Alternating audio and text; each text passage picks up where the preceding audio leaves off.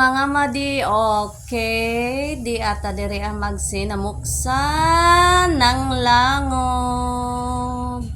Katong kami mga madi pang timber to para dili ma-down ang yuta dito sa ilalom. So, naay na miring, nagbiring, una naon pagbiring mga madi. Ang kini ako agi kumot pa ni. Kanang amo ang gipang kumot mga madi, mga hinugasan na mo na nga mga sako. Nang hugas mig sako ana mga madi, unya na po'y mga umol mo na amo ang gi kumot-kumot kay na para makabulawan pud sab mi. Oh, di ba? Iyahay sila bereng.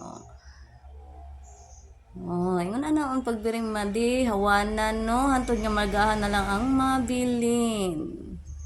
Kini ako, kumot-kumot pa ni na ako ang yuta para magahan na lang pod.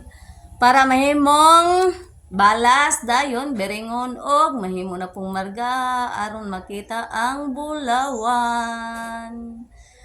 So that's all mga madi. Thank you for watching. And don't forget to follow, like, comment, and subscribe. God bless us all mga madi. Tawag na sila oh. Grabe kay kuan ba?